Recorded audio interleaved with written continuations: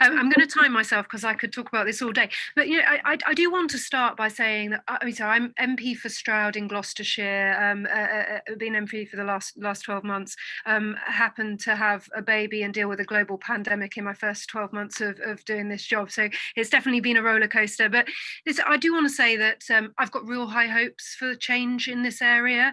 Not least because this is cross-party work. Whenever it is mentioned, as you've seen from the panel today, fantastic organisations that you're hearing from, but there's a brilliant organisation called Clean Up the Internet, led by a gentleman in my constituency, Stephen Kinsella, and the government does really care. I personally think the online harms bill should do more. I think it can do more, but we have got real desire for change and to help in this area. And I think the tech companies know the writing's on the wall and the public's behind us as well. So I do want to start on that kind of positive note. I mean, the reason I came into this and became particularly interested in it is because I dareth to have a baby, as I mentioned, being an MP, and the abuse that I got from over email as well, not just online, was nothing short of ridiculous. And I'm pretty thick-skinned, but the suggestion that I either shouldn't have opened my legs, shouldn't have had a baby, can't do the job because I have a baby, and all the colourful language that you can imagine that comes with that, on top of the normal day-to-day stuff that Tory scum, you're evil, politicians don't care, they spend all this money, they do X, Y, and Z. The negativity and the drama and the hate that is often spat out at politicians and a range of people in the online present is absolutely unacceptable. And in terms of the misogyny, we know that when there are attacks on women, often underlying those attacks are some suggestion, deep-rooted suggestions that women can't do a particular job, or shouldn't be saying a particular thing, or shouldn't actually be even putting their heads above the parapet.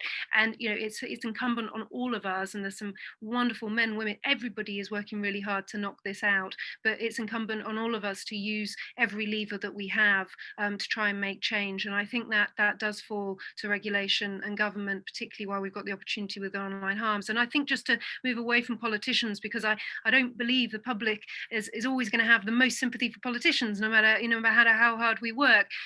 The late and great Captain Sir Tom Moore had trolling in the last few weeks of his life. Hopefully he will never have seen that, but his family dealt with that. Marcus Rashford doing all the great campaigning he's been done, scoring amazing goals, abuse, racial abuse against him. The anti-vax work that is going on that is going to cause deaths if it's not attacked. Pension scams. Debbie and I have been hearing evidence on select committee about the impact of that. That so much of this needs to be dealt with. And it's my view that things are so bad online that if we don't start to pull things in and make changes, that I think good people just won't be there, and it won't be used for the force for good that it can be. I mean, just have a look at the outpouring of love for Sir Tom this week. It can be a force for good, social media. And I do think that the way it's going, the arguments that making changes or regulating the internet is going to damage free speech, I would just suggest that there is no greater impairment to free speech than a woman being told that she will be raped or acid thrown in her face if she says a certain thing. And parents are not sat at home worrying about whether their children are going to be able to use social media for free speech. They're worrying about their children being online and getting abuse and being trolled or being introduced to actors that we absolutely don't want them to be anywhere near. So I've become really focused on anonymity, and the organisation I mentioned, Clean Up the Internet, I'd urge everybody that's online to look them up, and actually it'd be great if you could have them as speakers for another session. I led a debate in Parliament on behalf of my colleague Damien Hines, former Secretary of State for Education, and it was really illuminating to me because when I was doing my research, I discovered that the government didn't actually consult about anonymity in the online harms consultation. There was no specific questions about anonymity, and I think if you ask anybody down the street whether they thought anonymous abuse accounts were a problem online, most people will say, man on Clapham Omnibus, most people say it was. So I found that that strange that the government didn't ask those questions. Actually, consultees told the government what they thought about anonymous accounts anyway.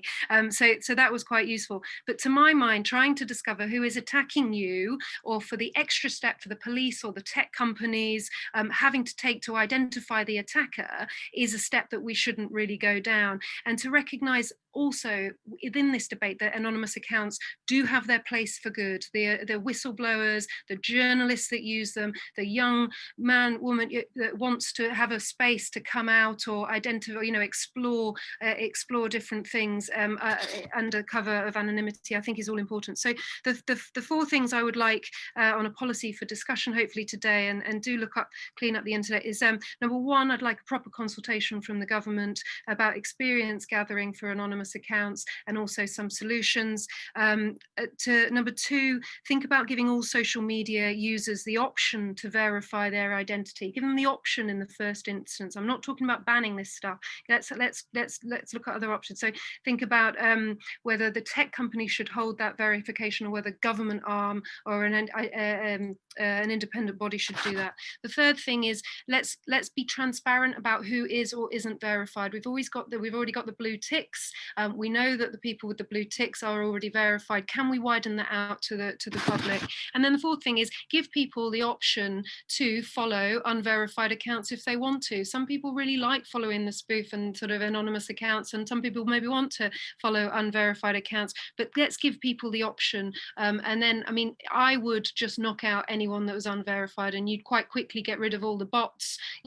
You'd quite quickly get rid of quite a lot of nonsense, but let that be the option for the public. So there's kind of my policy suggestions, and I'm just in time, so thank you. Happy to answer questions.